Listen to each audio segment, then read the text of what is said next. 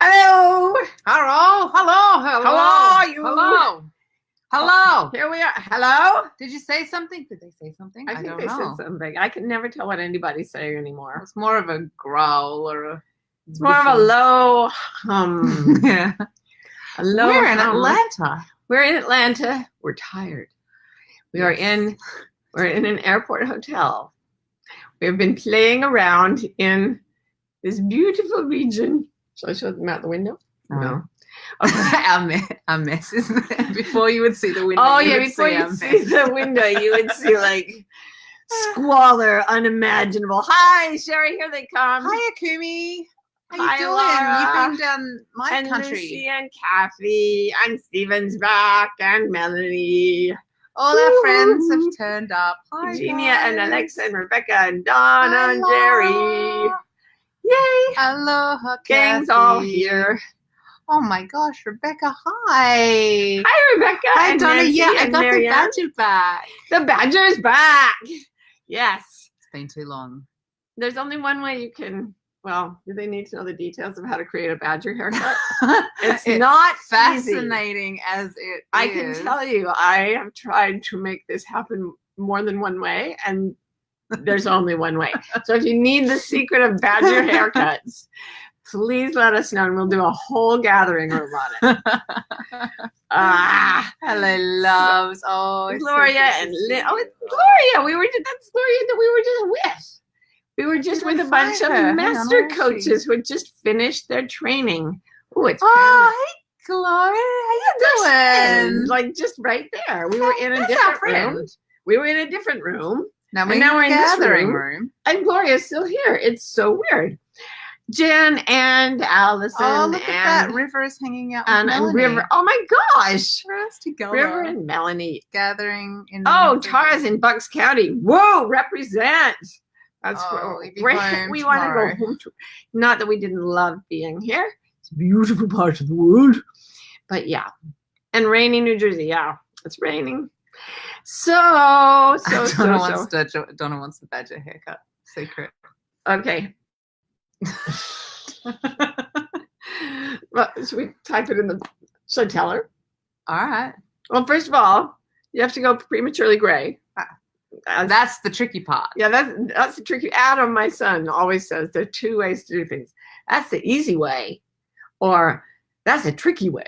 Yeah. So it's either easy or tricky. So the tricky way is that you have to get prematurely gray. Very, very, very gray. Yeah. Then you let your roots grow out. Well, and then you dye your hair black, dark brown. Then you let the roots grow out. Now comes the tricky way. That's the tricky part. You have someone cut just the sides so that all the silver is showing and none of the dark. Have Martha Beck cut the sides.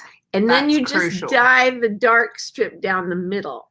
And these things here have to grow out after being. This is where Rowan gets a little bit picky. Yes, she does. And I tried to dye them this way, and no, they have to be dyed dark and then allowed to grow out, because if you try to dye them black, they just become these two like triangles. It looks like somebody's mashed you on both sides of the head with charcoal. Ah! And you're Good times. it's Good yeah, times, you it's guys. good times. And Emergency hairdresser appointments on the eve of going home to Australia. She's okay, so good to me. Hey, it's 4 minutes after the hour, and we've got some peeps here. So All let's right. talk. I'm gonna get out of here. All right. You guys All talk right, about I'll the come now. back in a Think minute. about your questions. Get them ready. Yeah, because this is interesting. This is what we were talking about with the master coaches. So those of you who are master coaches who are Ripping off in the that one material. room, we're ripping off the same material. We had so much fun with it that we're going to do it again. So the title of this is That Thing You've Been Waiting For Is Here. And there are two things I want to say about it. The first thing is that my entire life, I've been working with people in quasi-classroom or therapy situations, right? Because coaching sort of, I was on my way to being a professor. What I do with coaching is a little like therapy. It can be a lot like therapy, or it can be totally not like therapy, but some of it takes place, people talking in a room. And I always say to people that I'm coaching, you need to work on those money issues. You know, you have an obsessive fear of being poor. It's affecting your entire life. We need to work on that. And they'll say, yeah, I really need to work on that. And I'll say, well, let's do it. And they say, yeah, I will. And I'm like, no, I mean, let's do it now. And they're like, what, now? That's actually not the best example. More typical would be, you need to call your friend and say, you want to have dinner next week? Yeah, I need to do that. Okay, let's do it. Yeah, we'll do it. No, now do it. So this always surprises people, that I want them to actually do things now. When people are being trained as coaches, some of them will say, I have insecurity regarding my ability to make a living. And I'll be like, okay, well, you need to work on that. And they're like, yeah, once my training is finished. And I'm like, no, that's what the training is for. Now is the only time you have to work on the things that you think you're going to work on in the future. The future never arrives except dressed as now and here. So if you have plans to work on anything or to do anything or to move toward anything, the time you have to actually do it is now. So, and I've had this with a lot of things in my life, like the promise that I was going to start eating healthy. I did that for many years and it never quite stuck. And then one day it was like, no, now I have to eat the way I set out to eat now. So I had to, I gave up sugar almost 3 years ago. And I have had no sugar since, except one accidental mouthful of a fruit punch. But it was like, I kept saying I was going to give up sugar my whole life. And by the way, I'm not saying you have to give up sugar. That's a me thing. But it was when I said, I am willing to do it now, that it came. Like, it sounds so stupid to say the thing you're planning to do in the future will never get done unless you start doing it now. It sounds so obvious, but right now we resist the thing we're planning to do, or the thing that we hope we will do. That's the first thing, is if you're planning to do something in the future, do it right now here in your chair as much as you can. And here's the way you can do it without moving from your chair.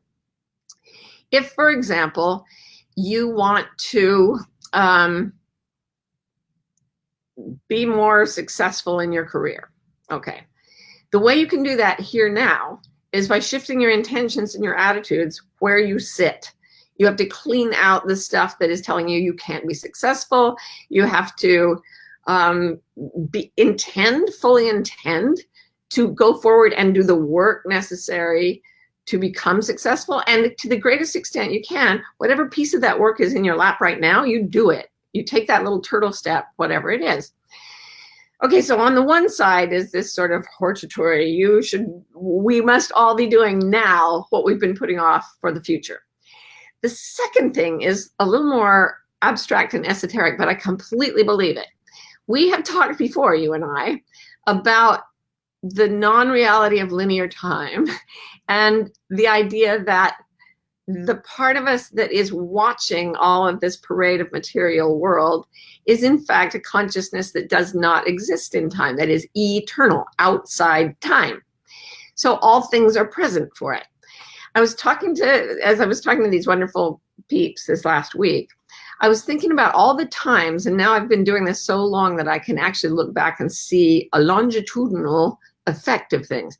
All the times when I've had people talk about their future and react with different types of physical and emotional responses that didn't necessarily make sense based on the past.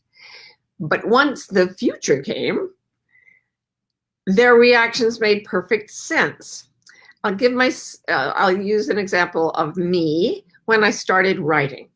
So I was getting my doctorate, I was teaching college, and I went to therapy because I was falling apart. And the therapist said, when was the last time you read a book for fun?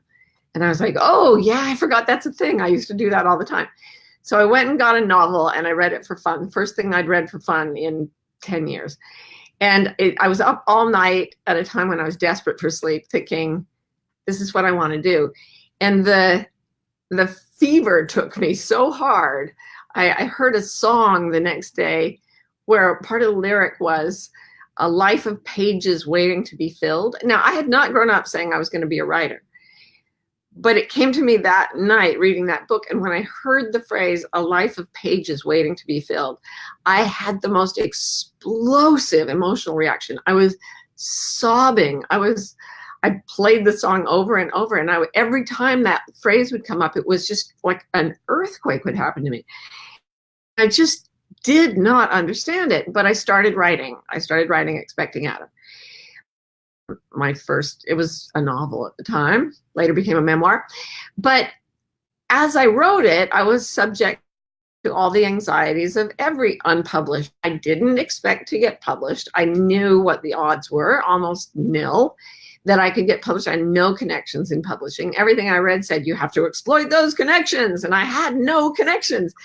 And I just kept writing this book, and I would go to this huge bookstore.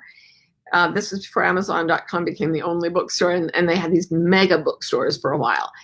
And I would go to and there were like 100,000 different volumes, different books, multiple copies of each. And I would sit there writing another one. Like, no one needs another one. It's a discretionary purchase at best. And look at the competition. Why am I trying to make a living by selling these things that exist in such abundance and nobody really needs them in the first place? So I would go into these crises of confidence. And then I had a couple of friends who could talk me around, or I would read books. I remember I was reading Women Who Run with the Wolves, and it was like all about getting your creativity going. There were a few books around, not as many as there are now. There were a few books around that said, imagine your future and, build toward it and everything. And some of them were really cheesy, but some of them, like Wishcraft, which was way before its time, not witchcraft, wishcraft, where you wish something and then you make it. These books would get me to the point where I would start to tell a slightly different story. And the story was, I'm going to pretend that the book I'm writing will be published. And I'm even going to pretend that it will sell reasonably well. As I pretended that it would get published, my anxiety would drop.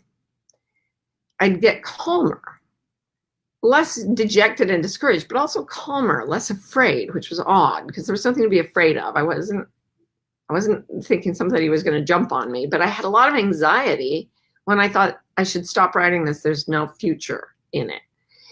And then I would start to pretend a bigger story. It's going to actually sell really well. And I would get calmer. And I'd think it's going to be on the New York Times bestseller list. And I'd get calmer. And then I'd be like, so calm. Now, looking back, what I see is that I've tried to believe a lot of optimistic things, and optimism feels good, and that's great. And there are times when I've thought, oh, I'll never succeed, and that feels bad, sure. But this was something more. This was the part of me that was outside of time that knew right now what was going to happen. It was in a different part of time, but it was talking to me about what had already happened from its perspective.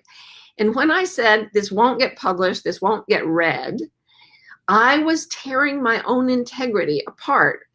My mind was leaving what I deeply knew to be true. So not only do we have to start right now to do the things that we expect in the future, but I think we've got to tune into what we deeply know, what calms us about what we call future, but our spiritual selves know to be present. It's already here. Everything that's going to happen to you is already here. And the difference between pining and yearning for it and just believing that the feeling of what wants to happen will happen, it's the same as the difference between thinking someone's gone forever and you'll never see them again, and knowing that they just went to the bathroom. They'll be back in a minute. Like, excuse me, you don't horribly miss your one true love or your child or your parent when they say, sorry, I've got to take a nature break and run off to the other room for a minute. They're not present, but you know they're present, right? You know they'll be right back. You know, you're assured of the future. Of course, we're never assured of any future. A meteorite could hit us all right now. It's very improbable, but it could happen. So my point is, knowing that your future is knowable now, and that it is already present now, and that you can read it in the yearning of your heart. And if you just play with accepting that what you yearn for already is, then the emotional sense of it being there is there already. At that point, acting to bring it into three-dimensional existence becomes much easier. You're in a calmer state. You don't have to worry about this fracture in integrity that makes you schizoid, two halves fighting each other. So the takeaway here, before I go to questions, is twofold. The first, in reverse order, the first thing I want you to do is feel that yearning for what you deeply want. The way I burst into tears when I heard that, a life of pages waiting to be filled. What did I want? I wanted to be a working writer. I wanted people to, I wanted to be able to not have a day job, really. And that's really improbable. But it was the only thing that calmed me, because in the eyes of my spiritual self, it already was. So get to the place where you can find what calms you, the belief that calms you the most. It's peace that it brings, not manic joy, but peace. And then with that same self-assuredness, knowing it already is, take whatever step you can in this moment. And now this is another moment. So there's always another moment. The second this is over, you will have a choice, an infinite multitude of choices about what to do next. And if you are locked in to what makes you feel the most peace and the image of the future that brings you the most peace, you will easily choose what will bring that future into reality. And that's what you do. And that's what we all do, now and now and now and now.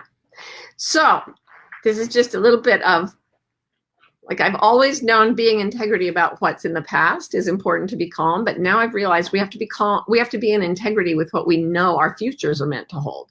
And if we're out of integrity with that, we suffer. And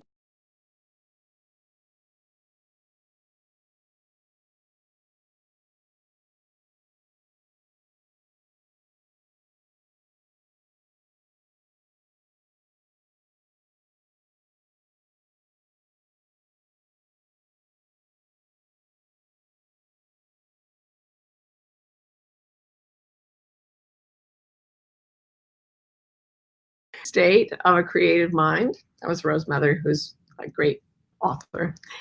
So self-doubt is the steady state of a creative mind. So I don't think you get to the point where you're like, I absolutely am certain that everything good is going to happen, because when you push against doubt that way, it pushes back, and the rational mind says, prove it, you idiot, and you get into this war. But if you say, I see you, self-doubt, and I see that your effect is to make me feel blocked and weighed down and trapped, I refuse to believe what does not set me free. So I've said to you before, the Buddha always said you can know the ocean anywhere you go if you find water, because it will always taste of salt, and you will always know enlightenment no matter what form it takes, because it tastes of freedom. So if the self-doubt weighs you down and locks you in, it's not freedom. It's not enlightenment. Say, okay, I see you, and I'm going to hold you, and I'm going to use my creative mind to pretend another future. I'm going to tell another story. Oh, it's really fascinating. We were just listening to a guy he's a debunker of like faith healers. And so to debunk faith healing, he started his own faith healing program. He's like a total atheist. And he said people kept getting healed. Like every night of his show, people genuinely got healed. And he doesn't have any idea why. But he said, the one thing I knew is that they would start telling the story of their illness, and I would interrupt the story, and I would start telling a different story. And some people were susceptible enough that the story changed, and they were suddenly not paralyzed, things like that. And not in every case, but the interruption of the story that self-doubt is telling, interrupting it with a story of, I don't know, maybe it'll be super successful and be on the New York Times bestseller list. If that's just the ego puffing itself up, it actually won't make you calm. It'll make you manic. But if it's meant to be, it will calm you and set you free. So that's pretend a different story till you find the one that calms you. They're all arbitrary. You may have just answered this, but Donna wanted to know, how do you distinguish the part of you that travels outside of time and knows from the part of you that is imagining the dream? For example, I dream about my work and book will positively impact millions of women in need, but is that a dream or me outside of time? Again, the salient characteristic of the eternal is peace. Peace, stillness, absolute stillness. There actually isn't a lot of emotion. Emotion literally means movement. Emotion, what moves out of us. Stillness is not emotional. It holds all our emotion. So the emotional part of us is the mind dreaming, and that's really useful. It's a great sort of technology of spirit and matter. But even greater is the stillness that holds it. And that thing it knows the story. And you have to use your mind to try to tell the story that aligns with the knowing of that stillness. And when you get to it, it's beyond telling. It just is. And that's the part of you that's outside time. Yeah. The still part. Beautiful. So Chris asks, what if your yearning is for another person to be in your life? Let it rip, baby. Man, I've seen people, so many people who are so lonely, and I've sat with them, and it was so interesting because as a coach, I could feel some kind of an energetic wall around some of these people. And we would work on things like their belief that nobody would love them, their fear that nobody would love them, their desperate need for another person to love them, which is the biggest turnoff in all the history of turnoffs, is a desperate need for someone to love you. But it was there, so we had to work with accepting it in peace. Again, coming into peace, not denying the emotions, but holding them gently and compassionately with curiosity until you can tolerate them. And then they would start imagining the story of the relationship. And I would literally feel the energetic wall getting thinner. And then one day it would be like a soap bubble. And without exception, the next time I saw them, they would say, I've met somebody. And they'd end up with, I can think of, a dozen wonderful relationships that I saw develop from that wall being out here to the soap bubble to the reality. And from the first session, their hearts were trying to get them to the story that eventually happened. It was already real. Furthermore, the other person was always out there yearning for them too, which made it really super sweet. Sometimes they'd come in for couples and the other person had always been coming from the other direction. It was really cool. Lovely. Okay, I have Trisha asking, can you talk a bit about maintaining patience on the journey towards realizing what we're working towards? It's interesting, when we were talking about this the other day, we were talking about the phrase, faith is the evidence of things not seen. And I think that's in the Bible. And I grew up with a lot of resistance to that. I didn't particularly thrive on a lot of organized religion.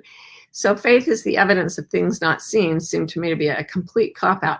So you have no evidence for this thing. So you're telling me if I just have faith that, we're all going to get our own planets, I'm going to see the evidence. I mean, it seems like bad science, to say the least, because things not seen aren't evidence. But the other day, as I was thinking this through, I thought, if you can't shake your faith in something, even though you try, that may be a bit of evidence that it's real. Many, many times in my life, I have thought something was impossible, but I could not shake and I've talked about this a lot, it takes the form of yearning or longing. If you try to shake yourself free from something you're meant to experience.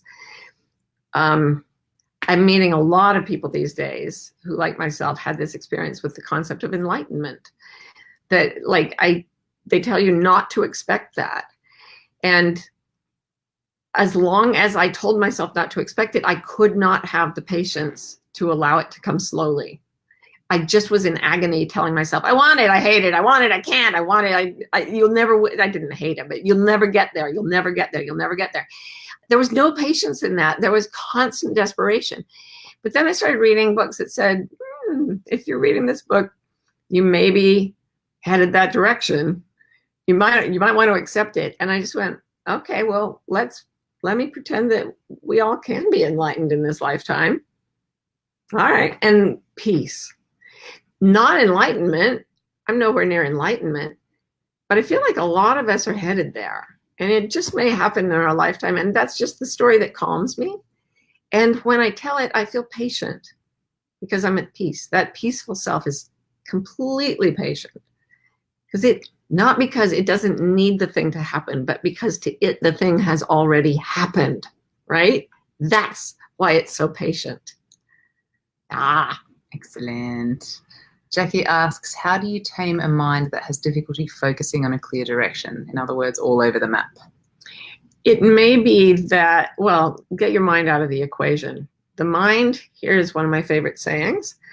My mind is a 2-bit whore. It will literally go with anybody who will feed it a meal. Like you give my ego a little bit of gratification, my mind will believe almost anything. And if you think about all the weird things human beings have believed over the centuries, you can see that minds can do almost anything. Like they can, Jim Jones in the jungle telling people to drink the Kool-Aid, their minds believed him.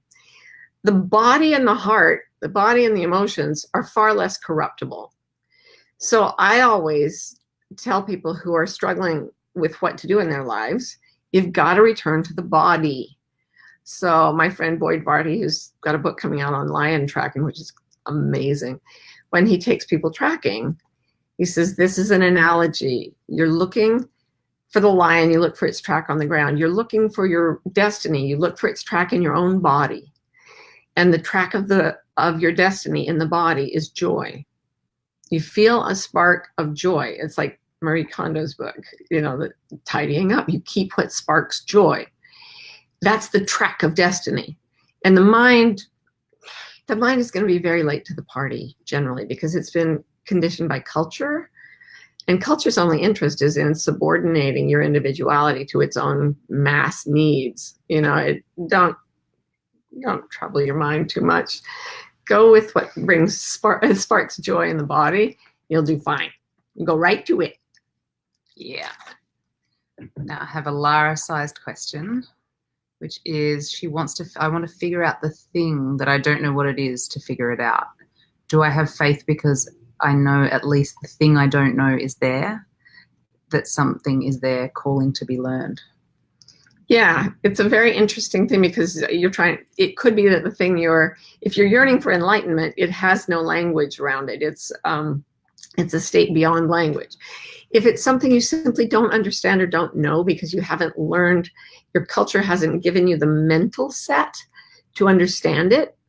It's so interesting to watch on those big electron microscopes, how two dendrites from two nerve endings in the brain grope toward each other. And you can literally see them and then they connect and it's like, and suddenly you know something you literally could not know before. There was no place in the brain for it. So sometimes the body and the heart are yearning for something that the brain can't articulate. The mind, the verbal mind can't articulate. And if you're very, very verbal, and I happen to know that Laura is exceptionally verbal, if you're really good with language, you actually will have to struggle harder because you won't just, like Adam, who has very little language, you won't just go to easy way. That's an easy way. The easy way is you see how you're okay now. You see how you've always basically been okay. In your chair right now, you feel that what's coming for you will bring you joy and bring you peace. And the easy way is to not doubt that. The tricky way is to try to put language to it. But I think a lot of us in the gathering room here, we're groping for something nameless. And so for us to imagine it, we have to use symbols and images and poetry and music and art. Like we're groping through all these different modalities for an expression of something that has never existed on a large scale, a transformation of consciousness. How do you describe what your consciousness will be transformed into? You literally can't know what it'll be because it's a complete transformation in the thing that knows. So, and I know Laura, and I think she's moving toward that, but I think a lot of us are here because of that, because there's a mass movement toward that in the human population now. And just to return to the theme, because we're at the end of our half hour, I just want to say right now in your chair, decide that you will do that thing now. If it's enlightenment you seek, if it's some nameless beauty that you can't quite figure out, play with it now in the mind. Find what feels right now. Imagine, wool gather, go looking for pieces of things that spark joy, like in the imagination. And then after this ends, just in the room where you're sitting, like go looking for what you're meant to find now, and stick with it now, because the future will never arrive except dressed in now. And then the second thing is, let us all feel that the eternal part of us knows already what the future is meant to hold for us, and it will resonate with immense peace when we trust that it knows, and what it knows is what our hearts, it's what will fill our hearts when it appears in three-dimensional linear time. So what we're waiting for is for right here, right now, always, in more ways than one. Thanks, you guys. That was a really abstruse topic, but I had fun with it. I'm still having fun with it. I think everyone had fun with it, actually. See you guys next week. See you next week. Bye.